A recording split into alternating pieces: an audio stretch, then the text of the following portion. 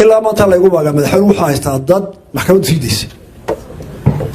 بقى يرنا لو رجعوا به كرب والله محكمة سيديسي مدحون كذا بيا حرانتها اسك حرتي markii uu dambeysay shalay xisbiyada qaar baa lahaa taliyaha booliisku siyaasadeed dadka uu iska soo xidhaa oo soo qabsada madaxweyne biixi ayaa markii u horeysay ka hadlay xariga samafal Cabdimaalik Sheekh Muuse Coldoon iyo sidoo kale maxkamadda racfaanka muddada ay qaadatay madaxweyne biixi oo horeba ay bulshadu ugu tuhmaysay inuu samafal Coldoon haystay isagu ayaa waxa uu si dadban uga hadlay markii u horeysay xariga samafal Coldoon bulsho badan oo reer Somaliland ayaa inta badan waxay aaminsan yihiin in samafal Coldoon uu gacanta ugu jiro madaxweyne biixi iyo ehelada Coldoon ayaa marar badan ku soo celceliyay in madaxweyne biixi hadiiba wiilkooda soo deyn waayo uu kala kulmi doono wax aan la mahadin ciidamada booliiska oo bulshada reer Somaliland runtii u soo adeegsado madaxweyne biixi tan iyo intii uu xukunka qabtay ayaa waxa uu isaguna ka hadlay oo uu yiri anigu booliisku sharci la'aan ma diro mana soo xidhaan cid aanan u dirin waa sida uu hadalka u dhigay madaxweyne biixi sarbeeb hadal uu ku hadlay madaxweyne biixi maalintii shalay ahayd ayaa lagu arkayay inuu ka hadlayo qodobo dhowr ah oo si weyn u diiradda ugu saarayay samafal Coldoon cid kasta oo aragtidooda iyo ishoodu ay soo jeedo ay si weyn ula socdeen madaxweyne biixi ayaa sidoo kale waxa uu si sarbeeb uga hadlay warbaahinta oo uu sheegay in warbaahintu badan ay ku dhalishay in madaxweyne biixi uu cid kasta gacanta ku soo dhigayo sidoo kale taliyaha ciidanka booliiska oo si sarbeeb madaxweyne biixi uga hadlay ayaa waxa uu sheegay in bulshadu ay inta badan aaminsan yihiin in taliyuhu iska soo xiro dadka amar la'aan bulsho badan oo Coldoon muddooyinkii ugu dambeysay u hadlayay ayaa waxay ahaayeen kuwa si weyn madaxweyne biixi uga bariyay inuu soo daayo samafal Sheekh Cabdimaalik Muuse Coldoon oo bulsho badan oo Soomaaliyeed runtii abaaraha iyo sidoo kale duruufaha la dhacay uu ahaa mid si weyn u kaalmeeya Allah subhanahu wa ta'ala waxaan uga baryaynaa in samafal Cabdimaalik Sheekh Muuse Coldoon uu xoriyadiisa dib u helo sidoo kale bulshada samafal Coldoon uu tabaalaysanay bulshada wax u qaban jiray ayaa iyaguna ah kuwa salaad kasto ay tukadaan Allah subhanahu wa ta'ala uga barya in samafal Coldoon uu xabsiga ka soo samata bixiyo bulshadu haatan waxay ogaatay in samafal Coldoon uu gacanta ugu jiro madaxweyne biixi oo horey baa loo ogaa in ehelada Coldoon iyo sidoo kale dhammaan bulshada ay horey u ogaayeen in madaxweyne biixi eheladiisa uu gacanta ugu jiro samafal Coldoon haatan madaxweyne biixi ayaa qodbadiisii shalay ku cadeeyay in samafal Coldoon uu gacantiisa ku jiro walaw isagu sarbeebta uu ku hadlayay isku dhaafinayay in samafal Coldoon isagu haatan uu haysto balse la sheegay in xirlaalinta iyo sidoo kale racfaanka dib loo qaatay uu ka dambeeyo madaxweyne biixi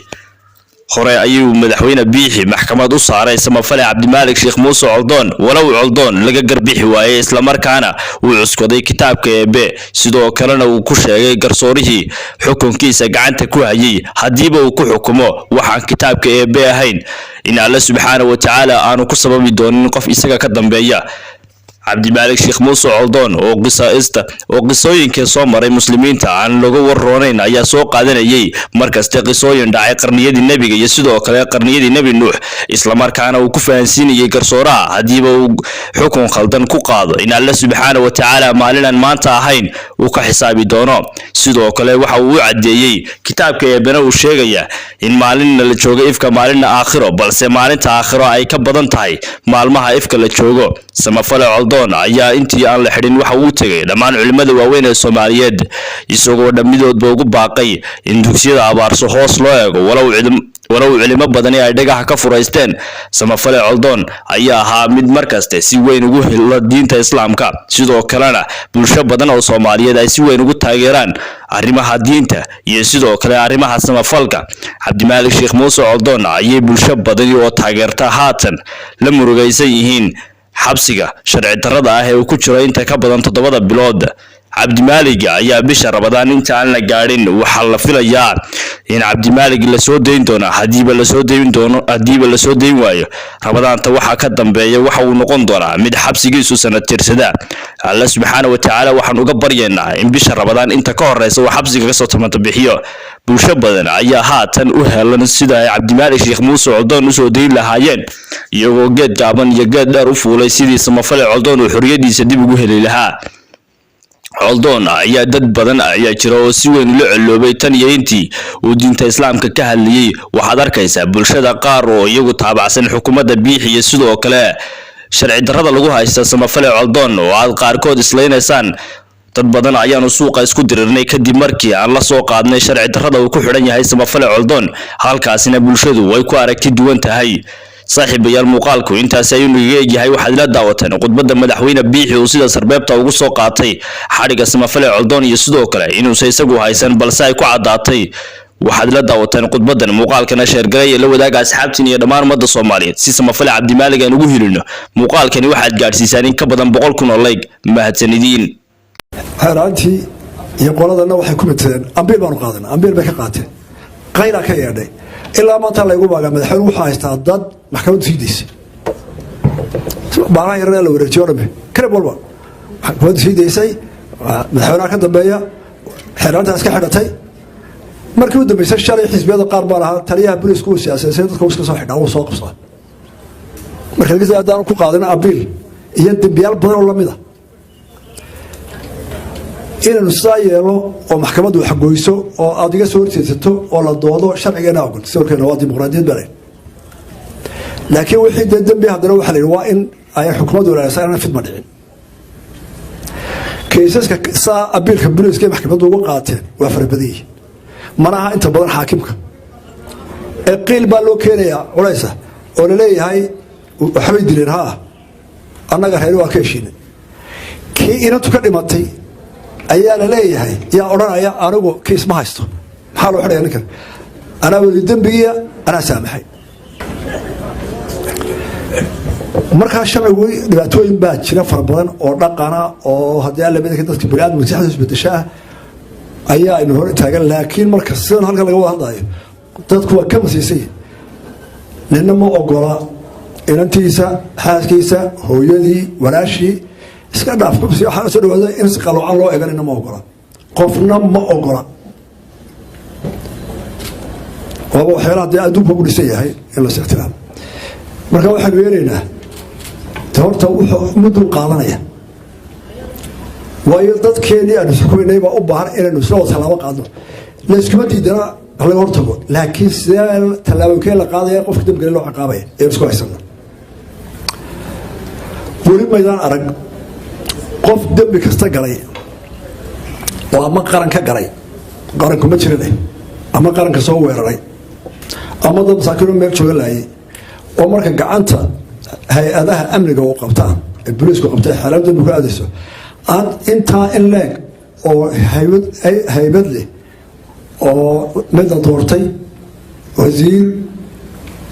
yacni caaqil sheekh u gurmanaya oo Allah ilaahay wuxuu yiri qofku dambiga uu galay hadana loo naxariistay halka qaad gacanta oo la fuday marka waxaan sidaa caadfada inagu badan marka hore si dhibir baynu galay dambiga marka la qabtana waxaan u baahanahay inaan degdeg isu saamaxo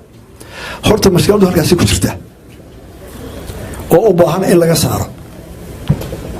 xukuumadda hawsha waa wadaynaanu dadkana waa la wacyi gelinaya labada gole sharciga yaalla iyo culimada ka soo horjeeda qayb baa aad ugu dhegan qaybina meel dhexe wadaa waa tafsiir fara badan oo marka xagga diinta loo galo muranku uu fara bataa wadaadba kitaab soo saaraa waxaynu u baahannahay iyagana in la isu dhiga su-aasha waynu isla ogolnahay diintuna way diidan tahay sidee baynu qofkan u ciqaabnaa wana kuloo muran isu gelindii taana intaasaan ku dhaafayaa arrintan kala mid baa la wadayahay qof walba ku damqanaya adnaay halkaa aad joogtaa la wada joogaa weliba raggay ku seexan u baantay ila iyagaa mas-uule way ku seexan u baahan tahay qof walba xeerka soomaalida waxaa ka mid ahaa ee hadda lagu dhaqma shari jiray inanta haddii adiga oon taaban ama hadal ku yidhi ama si xun u eegay hadday ilmaysay oydo 5 halaad baa ku xukunaa qofka kaana waad farsaartoo kale iska dhaaf gacanad goysteen hore dhaqankeena umuu noolaan jirin ninka inanta dhirbaxa iska dhaaf ka kubsadee ma uu noolaan jirin waana isku raacsanaa haddaba maxaa dhaqankeeni bedelay muranka dadka caqdi walxikma mujtamaca ra'yigan ka dhexeeya ee saa aynu ciqaabno saa aynu ciqaabno waxbaa ka weyn maxaa dadka maskaxdooda bedelay carruurteeni maxaa waaray weligeen maynaan maqal dee adna iyo de adayada iyo wixii joogay malaakahay baagteeda kalna ugu wadaysana maynaan maqal laba in baa gabadhood kubsaday dhagaha Soomaaliland kuma inaan maqaltay wax la qaadan kara miirqa maaha su-aashu waxaa noqotay dadkeenni maxaa waaray carruurteenni maxaa waaray dhowr qodob baa waaray mid waa shaqa la'aanta iyo faamilayaashii iyo dhibaatada jirta oon carruurtii gacanta lagu hayn waa duruuf aynu marayno adigoo caalamka in badan baa nala maraysa tu kale ilbixii baa inoo waaray oo dhibaatadiisa leh technology baa inoo waaray oo aynaanu helin dhammaantood inaan iskuula geyno oo aynaan awood u helin dhammaantood inaanu shaqo siino oo aynaan awood u helin dhammaantood inaanu raylino maskaxdooda inagu qabanno duruufeena awgeed ayaa laynala boobay carruurteennii dabeetana waro maxay waxaan dhacay dee waxaan dhacay waxbaa ku jiiday awood bayna jiiraysa marka waxaynu u baahan nahay awoodda waynu qaban karnaa marka waxaynu u baahan nahay horta inaynu eegno waar waa maxay sababaha waxaan kordhinaya mar labaadka inaynu isla garanno waar sidaynu uga hortagnaa oo xeerka ciqaabta aynu u qaadna inta kale war isla ogolla waa waxun masaajidada jimci waa laga akhriyaa culammadu meel kasta way ka waanaysaa laakiin waxaynu u baahan nahay waar sidaynu u qabanaa hadalku sheekh bashiir muxuu yidhi ducada badan dee bilaala ku dar bilaa yar jabi inaynu taa isla qaadano la iskaga hormanin fulintii ayaa dee loo baahan yahay waxay la tahay halkaasay mashkiladdaas taallaa annagu wixii dadaalkayaga waa wadaynaa qofna lagu canaanan maayo kama soo horjeed waad ugashi intaa ku saabsan maanta halkaa andhigo laba qodob oo kale horta dee dalka abaar kulba ka jirta roobkiina si looga bartay bisha abril ayuunbaa la filaa hadduu march da-o waa candhaqoys baa dhaa waa sanad wanaagsan hadday kanishu dheeraatana waa abrila maanta waxaa nooga hadhay in badan march baa ka hadhay iyo abrilo ilaa 18 kowdeeda intaa la sugay roob ilaahay waxaan ku rajaynaynaa inuu roobka inoo soo dedejiyo maanta soomaalidii miyiga hawla xoolaa dhaqan jirta oo dhami xooggeedii wuxuu joogaa inta boorame iyo u dhaxaysa ceergaawo iyo lascaanood geelii ku yaalay puntland oo dhan jiray wuxuu joogaa maanta labada gobole bariga laba waxaa leeyahay wixii awaariya dhagaxbuur ka sokeeyeyna maanta wuxuu joogaa ilaa iyo burco ilaa iyo wajaale ilaa iyo xeebta culays badan baa jira marti badan baa inoo timid dad badan baa inagu soo qaxay horta guud ahaan soomaalida waxaan farayaa dadka xoolaha wata ee abaartu wado inaynu naf iyo xoolo la qaybsano waxay noqdaan marti aan soo dhowna in loo adkaysto oo aan waxba laga ceshin in badanna saa way yeeleen way soo dhoweeyeen intoona magaalooyinka joogta qof waliba wuxuu kari karo waa inuu u gargaaraa qoladaa abaartu hayso hadduu taajir yahay iyo haddii aanu ahaynba nin waliba wuxuu haya waxun bay ka taraysaa inaynu gurmud naf la qaybsanno dadka qaxootiga abeelulaan waxaan idiin sheegayaa 30 sannadood waxaynu barannay hay-adaha una soo gaara dadkaasoo waxna siiya horta waa masiibo layna baray oo dawarsiga inaan aqoon wax layna baray inaynu diidaan hore ahayd oon tabcan lahaa oon isku filanahay maanta waxaan idiin sheegaya oo ummadda Soomaaliland u sheegaya iyo dowlado badan oo kuwa laydhaa way soo korayaanba kuwii aan oran jiray waxna siiya iyo ujeedada inay soo gaara ee tuulooyinka inoogu iman jiray ee lacag yar yidhaahda odaygaan u dhiibaynaa marka hore dowladdu waa been lama aaminaya NGO baan u dhiibaynaa haddana way ka gudbeen NGO-ga waxay dhahaan mayana odayaasha xuquuqaashaan u dhiibaynaa haddana odayaashii ka gudbeen iminka islaamaha u dhiibaan marka hore dowladday ka baxayeen moogta inay jireecday doonayay meesha iskaga tashadaan haddana odayga caalamka ay gaadhan bay reerka laftiisii maantana kanaan u dhiibayn haddana waxay dhahaan iminka qolada la ydhaha IDB-yada bacaa samaysteen islaantaa loo dhiibaya waa qoyskiis qabsada halkaasay baradina gaarsiis maanta bishu waa march february january horaanteedii hore ayaanu qayladhaanta u diray qolooyinkaa odhan jira deeqbixyaal baanu waa rabaan qolis baa siisa naga soo gaara waa addaa waxna caawinaysaan muslim iyo gaalba 2-3 hay-adadoo waxaan 300,000 oo doolar gaarin ah ayaa naga soo gaaray ilaa maanta gurmad in naga soo gaaro qolada ma jirto waxay la tahay iminka dee waxay hadhay had iyo jeer waa caada ay leeyihiin abaartaa loo qayliyaa markay abaar jabteen hadhuulka la beeray hadhuulkii jabiyaan ay keenaan qabadiga waa fact ilaa iminka halkaa 5 ambaasade baa yimid wardee abaar baan muddo roon soo qaylay maanta wax masdaan mee waan isku noqonaynaa oo goorma wax nasiirta marka la roobka noo kale waqtigay gaadho sidoo wali ku maqaye maalmo baxna wiilka dambe soo gaaray biyo iyo gurmad waxa Somaliland adduunka ay dhexdeeda ku hayso markay soo hagar baxdo maaha tushaartu qura qof waliba wuxuu ahay 4 milyan baynu nahay hadday 2 milyan karayaan in $2 bixiyaan waa 4 milyan kuwa ku dar baa la odhan karaa intaas lacagda ku dar dhinaca diiday marka aynu kalsoonida inuu abaarta iska xajin karana aynu ogaano aynu ku talagalno sida kala dalku maanta waa nabad ilaahay mahad baa jira abaarta way dhawata ma qabno gobolada gobol calaad ka socotaan ma jiro goboladu ay soo gor yihiin dadku ay soo gor yahay cadawga Soomaaliland meel baa lagu soo jeedaa waa la socotaan qolada ay markii hore isku dawladda ahayn imika la isku magacaabo dhownahay ee xamar ka talisa dagaalada ay ku jiraan dee waxa kala socotaan media حول العالم يعني Soomaaliland maalinta wax yar horumar gaaraan mudayaalka badan bay qaaday shalay waa arkaysan 3 warayso istaba dhigeen marka wax kala waayeen safiirka Soomaaliya badaha xamar jooga ee Washington warbixintu bixiyay wareegistay madaxiinu ee waa la dagaalamayna sida Ukraine baanu gacan u qaadaynaa waa goosasho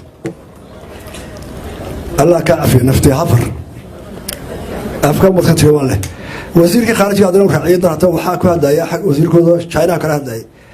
waxa doonayay inuu sheego qolada xamar China iyagoo wasiirku xigooda socdo loo yimaadeen baan ku niri oo haddana ku leenahay ciidana luqunta qaban mayso waxaan aanan doonayn noo tilmaamayso ciidan wanagu la xiriireynaa ciidan loo xiriireynaa ciidan loo sheegi mayso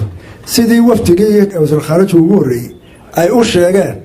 ma go'aan shakhsi wasiir iyo guddi ka soo baxay wuxuu ka soo baxay qof kasta oo Soomaaliland daa kastuu yahay ee meel joogo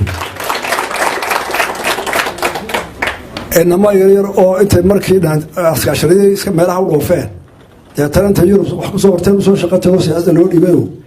tan hadal baad sheegaysaa wixii ka dhacay wixii ku horbaday aabayaashii weeshi weydiiya Soomaaliland maxay goosatay wixii ku dhacay Soomaaliland qaatay weydiiya erayda fuduska ma tirahdeen Soomaaliland mid cid ugu hanjama ilaahay ay amsantahay xorideeda ay ilaashanaysa halkaas ay fursad u taagan tahay ninka hadana waa iska in hadle walaal inta saaxiib